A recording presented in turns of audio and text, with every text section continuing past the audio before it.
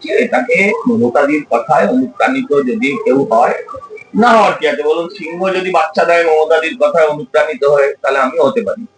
হ্যাঁ, আমি এই বাজেটকে হাম্পি ডাম্পি ছাড়া আর কিছু বলতে রাজি নয়। চমক আপনি বলেছেন, চমক হচ্ছে মেয়র এতটা বাংলা বলেছেন, তার জন্য আমি খুশি। উনি নিজেই বলেছেন যে ভাষার ভিত্তিতে যেন কারোর উপর অত্যাচার না হয়। কিন্তু আপনারা মনে করে দেখবেন, মাননীয় আমাদের বিরোধী দলনেত্রী, যিনি একটা সময় ডেপুটি মেয়র ছিলেন এই পুরসভার, তার আন্ডারে থাকা ববি হাকিমরা তাকে বাংলা বলা নিয়ে, হ্যাঁ, এবং আরো অনেকেই ছিলেন, আমি নাম বলতে চাই না, অসম্মানিত হতে হয়েছিল। আজকে সেখানে উনি বাংলায় যেটা বললেন, আমার খুব ইচ্ছে একটা বর্ণ পরিচয় যদি বাজারে পাওয়া যায়, যদি সরকার ব্যান না করে দিয়ে থাকে, তাহলে আমাদের মেয়র সাহেবকে গিফট করে। আর ঘটনা হচ্ছে, বাকিটা হচ্ছে আপনার সবই অঙ্কের জায়গা। এখন গত বছর ছিল যেটা 114 কোটি টাকার ঘাটতি, এবারে সেটা 110। আমি আগাম বলে দিচ্ছি, আগামীবার এটা হয়ে যাবে 100-র কাছে। কেন?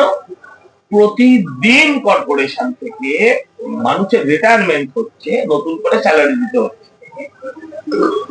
এটা একটা সরকারের মানে পুরসভার একটা বড় হার, যে আমরা নতুন লোক নিচ্ছি না, নতুন রিক্রুটমেন্ট নেই, প্রায় 30,000-এর বেশি পদ খালি।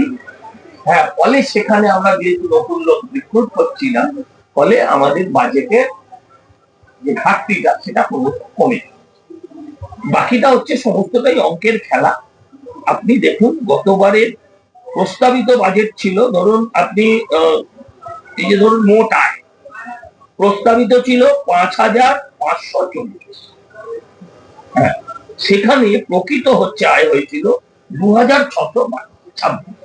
আপনি যেখানে 2,626 টাকা রোজগার করেছিলেন, আপনি সেখানে এবারে বাজেটে সেটাকে আবার 5,791 টাকা দাবি করতে, তার ব্যাখ্যা দিতে পারবেন যে অতিরিক্ত 2,000 কোটি আপনি কোথায়? কেউ এটা বলতে পারবে না। মেয়রকে প্রশ্ন করে কোনো লাভ নেই, তিনি একজন রিডার মাত্র, তিনি একজন পাঠক মাত্র। যিনি লিখে দিয়েছেন নবান্ন থেকে, তিনি এসে পাঠ